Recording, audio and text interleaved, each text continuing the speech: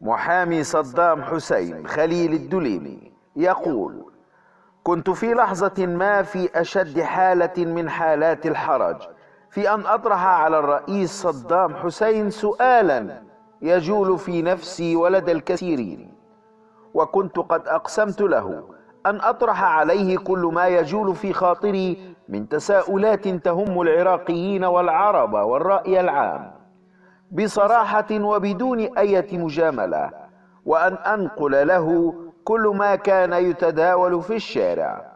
ابقوا معنا. أعزائنا متابعي قناة كريزي نيوز، مرحبا بكم.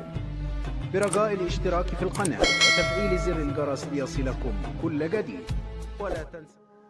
كان السؤال الأول لمحامي صدام حسين عن قرار دخول الكويت، وهل كان قرارا متعجلا أم كان فخا نصب للعراق؟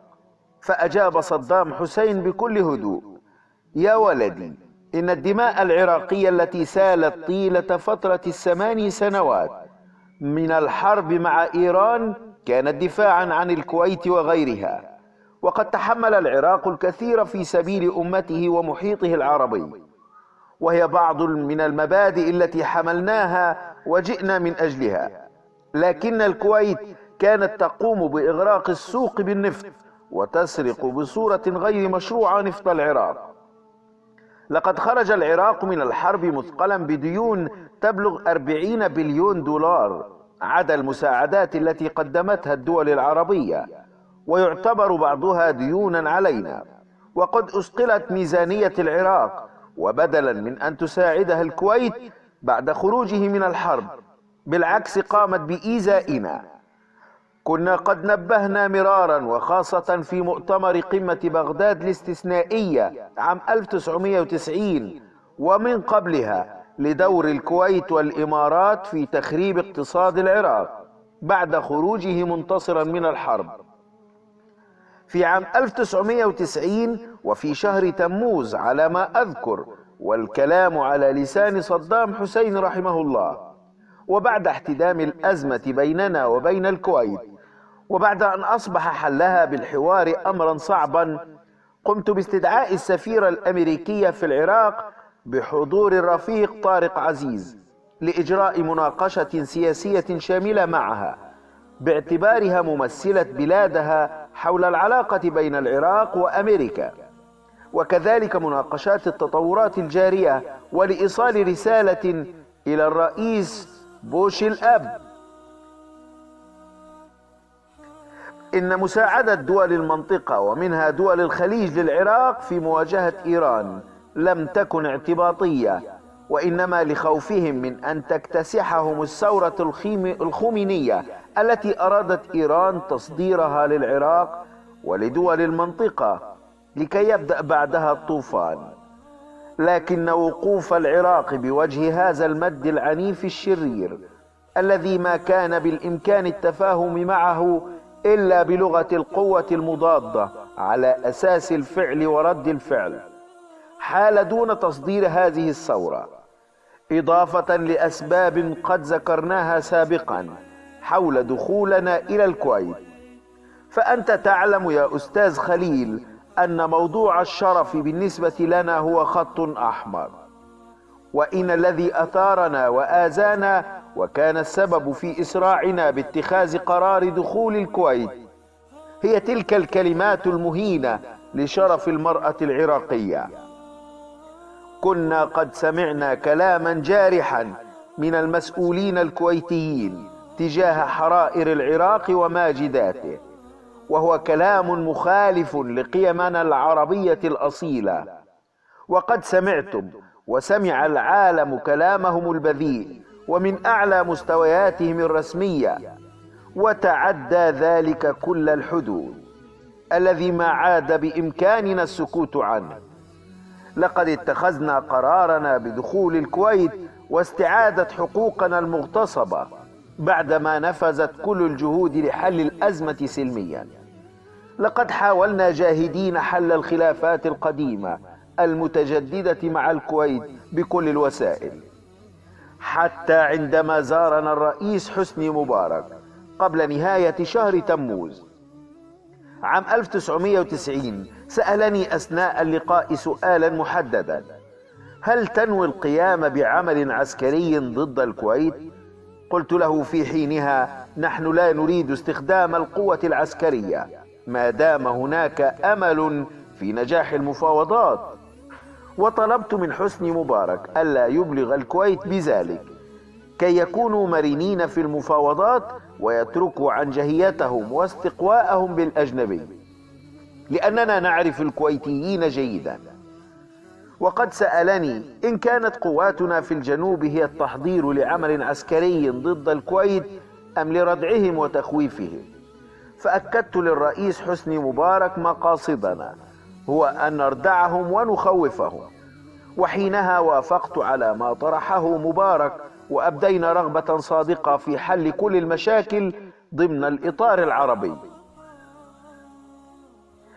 كما تمنيت على الرئيس مبارك أن يسعى لئلا يتدخل الأمريكان في قضايانا، ولكن للأسف فإن الرئيس مبارك عندما غادر العراق إلى الكويت وجد الكويتيين خائفين، وكانوا على استعداد لحل الخلاف عن طريق المفاوضات، لكن مبارك طمأنهم بأن العراق لا ينوي مهاجمتهم، وهذا ما جعلهم يتمادون. أما ما يقال من أنني أعطيت الرئيس مبارك وعدا بعدم اللجوء للقوة فهذا غير صحيح، إذ علقت عدم استخدام القوة بنجاح المفاوضات، ولكن المفاوضات لم تنجح. ثم إن مبارك قام على الفور بالاتصال بالرئيس بوش وزوده بجميع التفاصيل التي كان يريدها. أما المملكة العربية السعودية فقد كانت جادة في حل الخلاف سلميا، فدعت كل الأطراف للسعودية للتفاوض، وبذل الملك فهد رحمه الله كل ما يستطيع، وكذلك فعل ولي العهد آنذاك الملك عبد الله. لكن جاءت الأوامر من الكويت لوفدها بتقويض المفاوضات.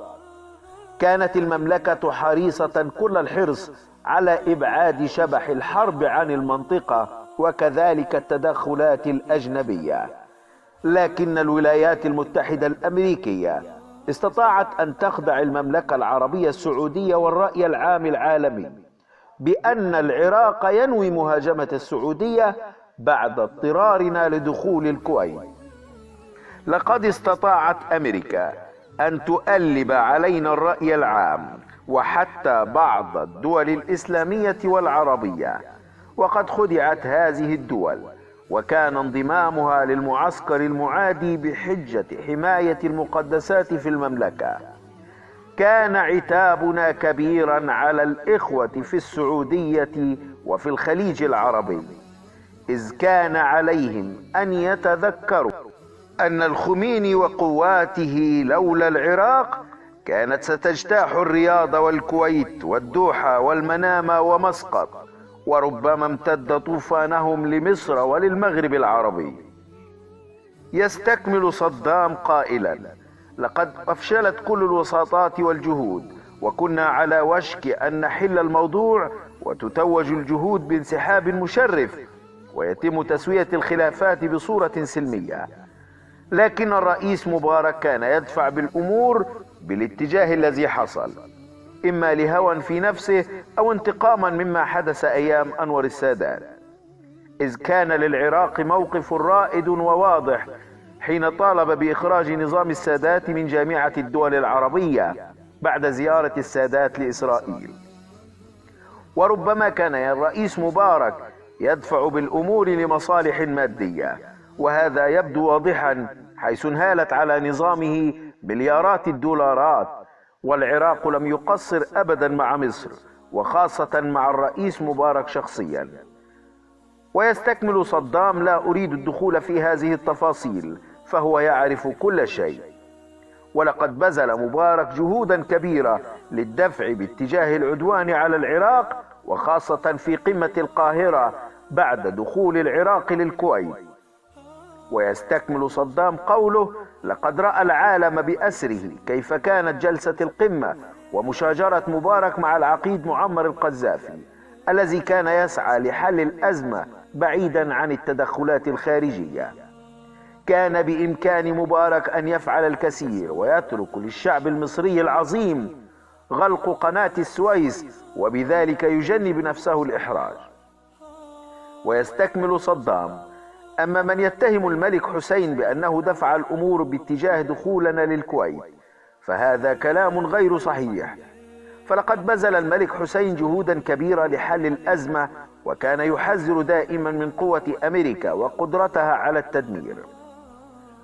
وما قيل كذلك من أن السعودية كانت غير ممانعة في دخول العراق إلى الكويت فهذا أيضا كلام لا أساس له من الصحة، فلقد كان موقف الملك فهد واضحا في هذه القضية.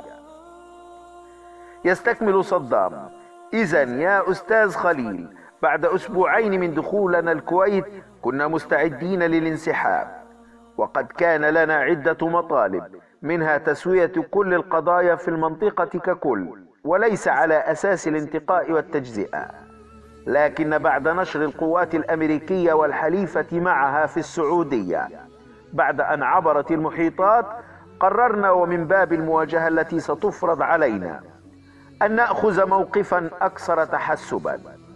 لقد جيشوا الجيوش من أكثر من 28 دولة تقودهم أمريكا نحو الشر، سخروا كل إمكاناتهم المادية والعسكرية وكذلك الآلة الإعلامية الضخمة المسعورة للتطبيل للحرب، وبإعلام مفبرك وإمكانات دعائية كبيرة وفي كل اتجاه. لقد أقنعوا العالم بأن العراق دولة معتدية، وأن مهمتهم ستكون عملية جراحية فقط لإخراج العراقيين من الكويت. وقبل ذلك قالوا إنهم جاءوا ليحموا السعودية من غزو العراق، وللأسف صدقتهم بعض شعوبهم، ومع ذلك كان هناك معارضة كبيرة للحرب. يستكمل صدام: إنني أقول لمن يتحدث عن القانون الدولي وحقوق الإنسان والعلاقات الدولية أن أمريكا وبريطانيا استهترتا بحق الشعوب، ففي الوقت الذي كنا نريد أن نوجد حلا مشرفا لقضية الكويت بعد دخولنا لها، كانت أمريكا تقوم بإرسال رسائل استفزاز مباشرة وغير مباشرة لنا، وتتدخل بشكل سافر في شؤوننا، وتطلب منا مغادرة موقع قيادة الشعب، بل طلبوا من برزان وهو في جنين حين انسحبت قواتنا من الكويت، طلب الجنرال شوارزكوف من بوش أن يستمر في التقدم نحو بغداد، إلا أنه رفض قائلا: من يتحمل مسؤولية الفوضى التي ستحصل في العراق والمنطقة إذا قمنا بقلب نظام الحكم في بغداد؟ وعندما ابتدأت صفحة الغدر والخيانة كان بوش يخطط لأمر آخر، لذا لم تهاجم قواته طائراتنا السمتية عندما استخدمناها في تلك الصفحة. ويستكمل المحامي: سألت صدام عن مفاوضات جدة التي جرت بين وفد عراقي برئاسة النائب الأستاذ عزت إبراهيم الدوري ووفد كويتي برئاسة رئيس الوزراء وولي العهد، وقلت له: يروج في بعض الأوساط أن الأستاذ عزت إبراهيم قد تشدد كثيرا في المفاوضات، فأجاب: إن أخي أبا أحمد قد أبدى الموقف المتشدد المشار إليه بناء على توجيهاتي. لقد كان الغرض من التشدد هو دفع الكويتيين لحل النزاع سلميا وعدم التمادي في تأزيم الحالة بيننا، ولم يكن تشدد الأخ أبو أحمد رغبة منه في التشدد، فهو والله لم يكن من المتشددين في هذا الموضوع، ولم يحرض ولم يدفع على الإطلاق باتجاه الحل العسكري. يستكمل المحامي خليل: طرحت على الرئيس سؤالا حول المقصود بعبارة غدر الغادرون التي وردت في خطاب صدام يوم بدء العدوان على العراق عام 1991، فقال الرئيس صدام: رغم التهويلات الإعلامية التي شنت علينا آنذاك، إلا أن أمريكا كانت تبعث لنا رسائل شفوية بطريقة مباشرة أو غير مباشرة عن طريق وسطاء حاولوا حل الأزمة بين العراق وأمريكا قبل دخولنا إلى الكويت تؤكد بأنها لن تتدخل في قضايانا العربية، لكنها نكثت بوعودها وغدرت بنا، وهذا هو عهدهم دائما مع الشعوب. لذلك قلنا في بياننا الأول: غدر الغادرون. وأخيرا يستطرد صدام قوله: في حربنا الدفاعية مع إيران كانت إيران هي خط المواجهة الأول نيابة عن الإمبريالية الأمريكية، ولم تخدعنا الشعارات الدينية الزائفة التي أراد الخميني إيهام من توهم بها. لقد كانت أمريكا تريد إضعاف العراق وتدميره، بل إنها كانت تزود الطرفين بالمعلومات لإطالة أمد الحرب، فضلا عن أنها هي وبعض المخابرات الغربية أوصلت الخميني لسدة الحكم في إيران ودعمته بالمال والسلاح. حتى الكيان الصهيوني وقف بكل ما يملك من أسلحة وخبرات مع إيران. وأذكر ما قاله هنري كيسنجر في مذكراته حول الحرب العراقية الإيرانية بأنها أول حرب في التاريخ أردناها أن تستمر أطول مدة ممكنة ولا يخرج منها أحدا منتصرا. رحم الله الرئيس الراحل صدام حسين، وحفظ الله العراق أرضا وشعبا. والسلام عليكم ورحمة الله وبركاته.